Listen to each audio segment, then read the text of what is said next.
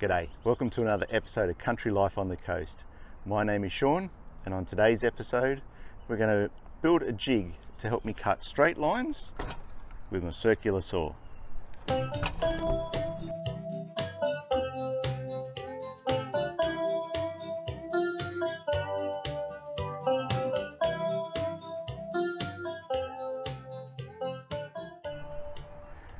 So I have this problem with when I want to cut boards like this and cut a nice straight line here with my circular saw. I always have trouble making it perfectly straight. So what I'd do in the past is I'd measure from this edge to the edge of my saw blade, make sure I knew exactly what that measurement was, and then put a piece of timber across, allowing for that distance, and then clamp it down and then run along, wherever that straight edge was.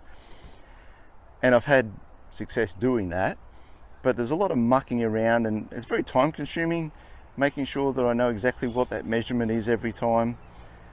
So I've been thinking about making a jig that basically I could just sit over here and then run my circular saw across. And what I'm going to do is use some old fence palings. So I've used old fence material for a few other projects, and you might have seen that on my channel. So a while ago I picked up some old fencing material that was actually heading for the dump.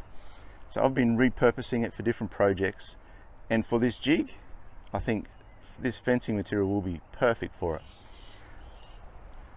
The first thing we need to do is cut off all the old rotten bits on the ends and just keep the good timbers, because most of the timber is fine. It's just at the bottom here where it's a bit eaten away.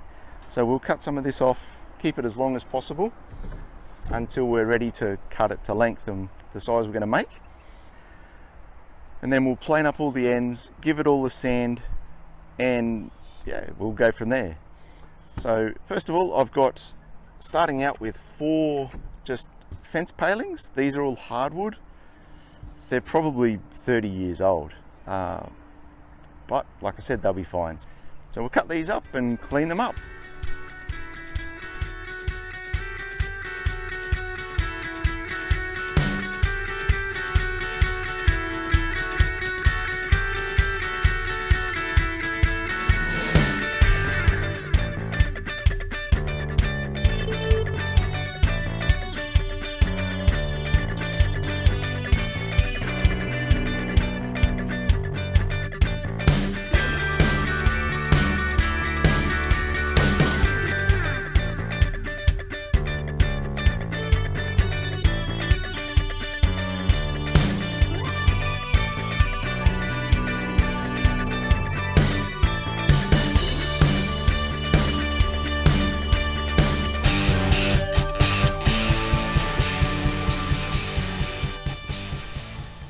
Alright, so all our pieces are now planed down, sanded down. I'm still going to round off the edges a bit more because it's a bit sharp and probably still a bit splintery, but we'll do that a bit later. So now I can show you how it's going to work and how we're going to put it together. The first thing to do is find a couple of really straight sides that are perfectly flat. So I've grabbed my level, and this one here is really good. So this is going to be my base piece that will line up with the bottom basically of my piece of timber when I'm going to cut it. So that one can stay there, and this one here is another really nice straight piece as well. So this is going to be my vertical, where the circular saw will run along this edge. Now my circular saw, it's just over 100 millimeters from the edge of the blade to this edge. And like I said at the start, I don't want to have to keep measuring that every time and working out where this piece needs to sit up. And I don't really want to have to then draw it on the piece of timber that I'm going to cut as well, mark it and draw a big long line so I know where that's got to sit, 100 mils off, whatever. All I want to do is mark on my piece of timber that I'm going to cut a line or a point on that spot to go, this is where it needs to cut, and just go straight up there. So what I'm going to do is on my bottom piece, if we come in from the end, so I'm just going to come in 150 millimeters and mark my line and say that's my point where when I join this vertical to it, that will be the edge that the circular saw runs. And later, once I've put all this together, I'll run my circular saw up there. The circular saw will cut off that excess. That will be my point that I can line up with any markings that I've put on the timber. That will, that will show where to cut off. So I might be getting ahead and confusing you, but stay with me and I'll show you that at the end. So what I'm going to do is go from my outside edge where the circular saw is going to run, go from there and come 800 millimeters, and that will be the length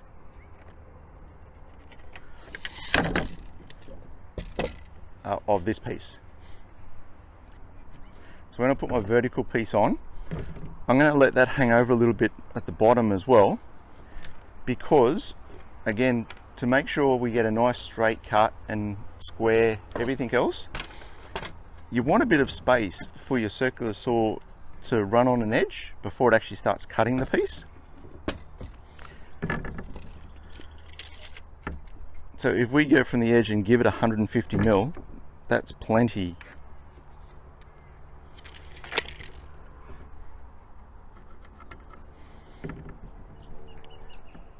So 150 millimeters before it's going to cut any of the timber will give me a nice straight edge for that to line up to.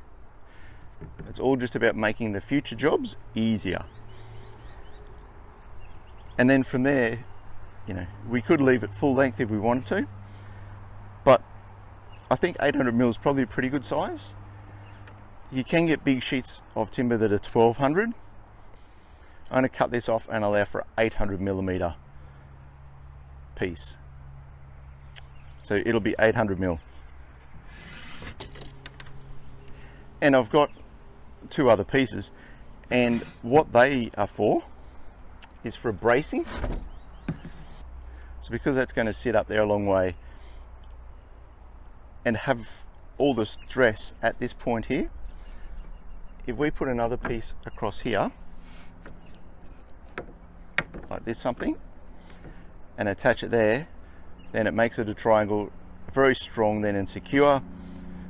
We can clean this up, but basically gives you a point to hang on to as well. And we'll just have to put a piece of scrap timber under here as well, just so that it doesn't try and twist it or anything weird like that. So that's basically the jig. So now I just need to mark this a bit better, cut my pieces to size, and then we can start gluing and screwing it all together. Alright, so we've cleaned up all our pieces, we've cut them to size. I've done the final sand of them as well, so hopefully removed any splinters or anything that might be bad for us. So now it's time to drill some holes, screw it together. I'll put some glue on as well. I'm going to glue it as well. And what I need to do is, the most important bit is to make sure that this edge and this edge are perfectly square. That's to make sure that when my cuts in the future, they're perfectly square.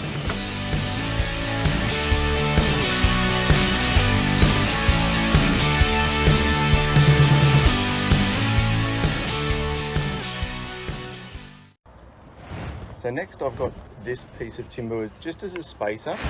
It's actually the offcut from this that I'm going to put on here. So there's a couple of reasons why I've got this sitting out like this. One is so that when it's sitting on the piece of timber to cut, it keeps everything at the same level, because if I just sat this over here, it's going to tend to want to just twist that a little bit. And like I said, I want to make this as good as I possibly can. The other thing is that having this up a little bit keeps this piece actually off the piece of timber and the workbench, and so moving it around and that will actually be easier to hold here as opposed to just sitting on the ground or sitting on the piece of timber.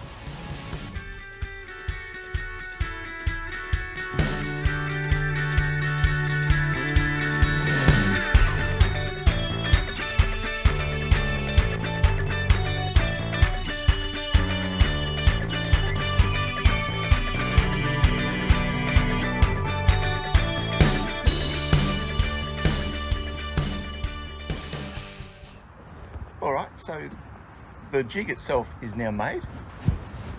I'm going to just leave it overnight now, just to let that glue totally dry before we use it. But let me explain how this is going to work.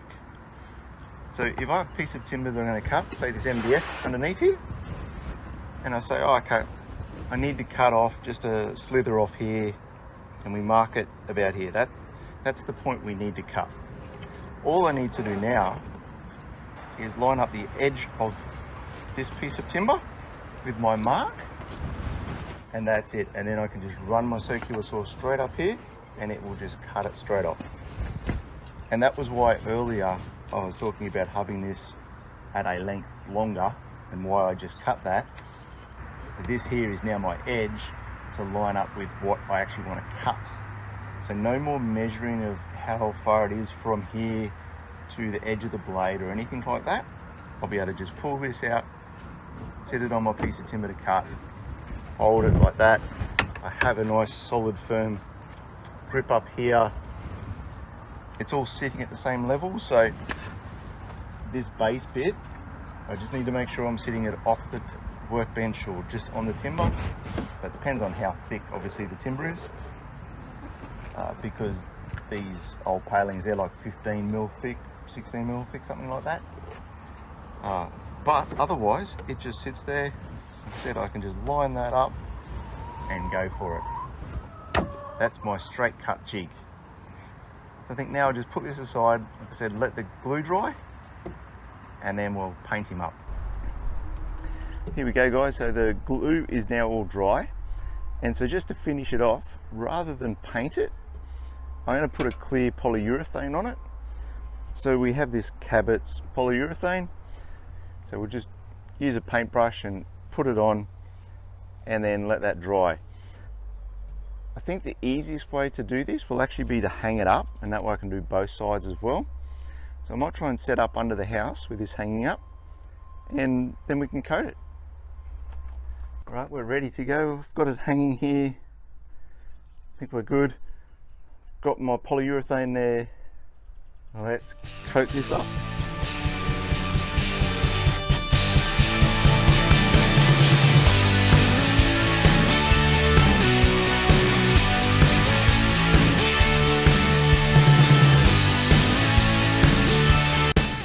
So there we go, there's the first coat done. I'll let this sit for a couple of hours, probably give it a second coat as well, and then we'll see how it turns out.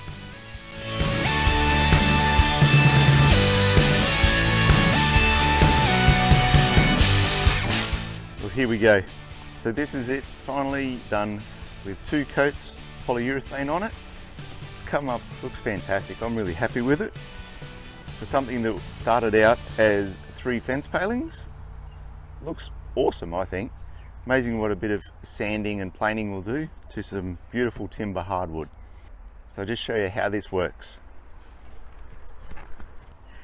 So this edge here is the edge that a circular saw would run along.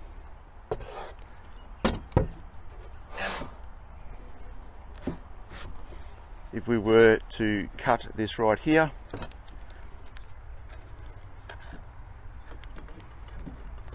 my circular saw will just run along that perfectly. So this edge is the edge that we use as our marker point, basically. Come back. So if I put a pencil mark here to say that's where we're going to cut, and we need to cut this strip off, I don't have to draw a line all the way along here anymore. All I have to do is line up a mark here with the edge of this, and then run my saw along there, and we are done. A very simple construction, but makes the whole job so much easier. Now there we go, guys. So there's my jig for helping me to cut nice straight lines with my circular saw. Hope you've enjoyed it, and that's all we have in this episode. Thank you so much for watching. Please hit that like and subscribe button, that'd be awesome, and we'll catch you next time. God bless.